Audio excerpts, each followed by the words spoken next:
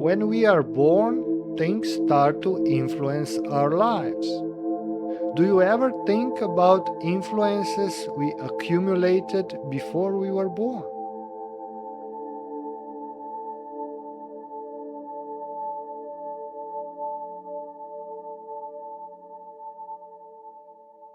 When we don't feel well, we go to the doctor, we explain to him our symptoms, and too often we get a prescription for medication that will treat our symptoms. But maybe we are lucky. We go to someone who looks at things more holistically. So he will also ask about our diet, about our physical activity, and he will include this information when he will try to find out what is wrong with us. But what if I tell you that we can look at our state of being and our health even more holistically? When I try to explain these things, I use the analogy of a letter Y or of the crossroad with three arms, if you wish, where two arms are in the past, before we were born, and one arm is our current life. One of the two arms that are in our past represents our previous lives. We had many previous lives, and those lives were messy. So we bring with us into this life, even though we don't remember previous lives, we bring with us a lot of scars, traumas, and sometimes even pleasant things. The other arm represents our physical lineage, our parents, grandparents, and their parents. Science will tell us that we inherit DNA from them. So, with their genes, we inherit certain physical aspects, but we inherit much more than that. So, when we are born, we are far from being a blank sheet of paper. But then the real influence begins, or better, the influence that most people will be able to understand. That influence is our upbringing, our environment, and when we get older, more and more our decisions. Of course, this is not all the influence, because today we will not even mention the collective subconscious and the collective conscience and the influence that stars have on us and so on. Today, I just want to mention the basic stuff that influences us because we can deal with that basic stuff. Even though mainstream society will tell us that it is nothing to deal with. For example, when we go to the doctor because we have a back pain, he will ask us if we stand a lot at work or if we sit a lot at work. And if we do, okay, it's true. If you sit too much or stand too much, that's not good for your back. But if you do, he will have the answer. That's what causing your back pain. But that's not always true because a lot of times back pain is caused by us carrying too much burden. And I don't mean physical burden. And then I can mention something quite sad. A lot of women have sexual problems or problems with their sexual organs, and the cause are the women that came before them. So, their grandparents, perhaps. Because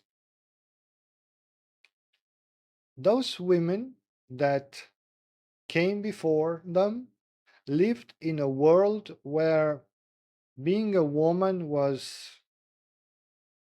being treated like garbage. So they didn't like to be a woman. And the result of that is a problem that their grandchildren need to resolve. But the problems we bring with us from our previous lives or from our physical lineage are not always physical. Sometimes they are, but many times they are not. But us being moody or shy or angry for no reason, or many aspects of us that we could improve that are not the best, and we don't know why we are like that. Many reasons for those states or those behaviors lie in our past. And the medical doctor cannot help you here because he cannot deal with things that he does not believe in.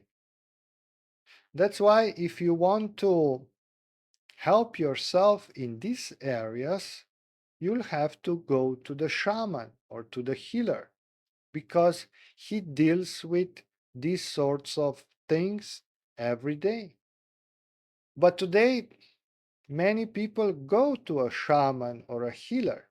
It's just that we go when things are really, really bad because we were brought up in this society, so we need quite a lot of courage to admit to ourselves that we need a shaman.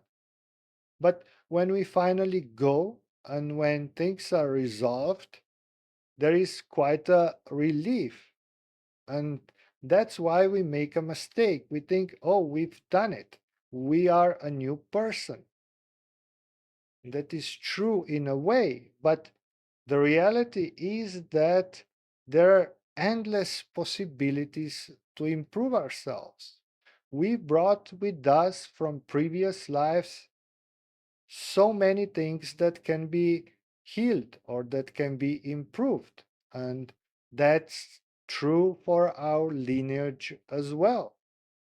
So there are not many people who dedicate their life to improve themselves in regard of healing their old wounds, healing old stuff.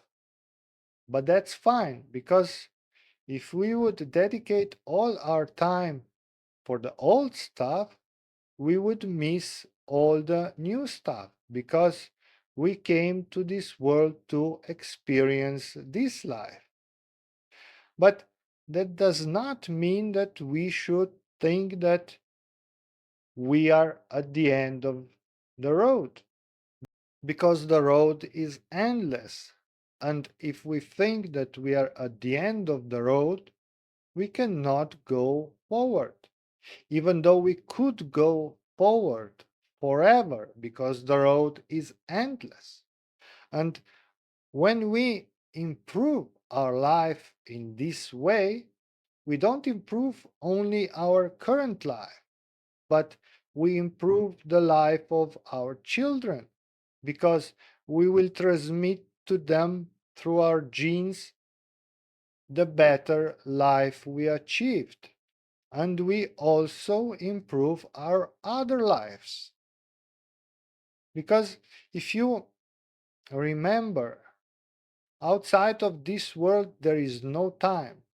So if we said that we brought with us something from our previous lives, well, those previous lives are happening right now. So when we improve our life, we influence all those previous lives and all the lives we will quote unquote have in the future because all those lives are happening now. So Even though I'm always saying that we should enjoy this life, that we came to this world for this life, I'm also thinking that it is a good investment in us if we try to heal ourselves in this life, heal things that were the wounds that we got in this life and the wounds that we got in other lives. Because everything we do that is beneficial for us in this life is beneficial for us in every life we will ever have. Does that mean that every spare money and spare time we should invest in shamans and healers? No, not at all. I would suggest that there are things that you cannot solve by yourself, and in all those circumstances, you should visit a shaman or a healer. But there are many things that you can solve by yourself. You can meditate, you can learn certain techniques, healing techniques, if you will.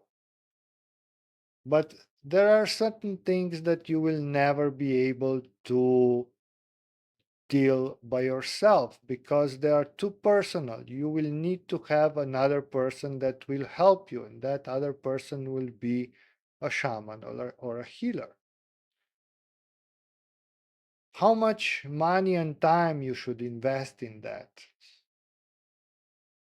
Certainly not all the time and all the money. But for example, a difference between a good car and an even more expensive car, usually that difference is so big that for all the shamanic visits you will ever make in your life, you only need a fraction of that difference. And when you buy a car, that difference usually give you a smile for a day or two. But those shamanic visits give you a better life, this life, but also a better every life that you ever had. So, my friend, use this life to experience it, to enjoy it, but also use it to heal yourself, to improve yourself. Because in lives when you don't believe in these things, you don't have the opportunity to do so. In this life, you have the opportunity. Use it. If your ego is telling you that it is pointless to like, comment, and share my video with your friends, don't always listen to your ego. Listen to your heart, my friend.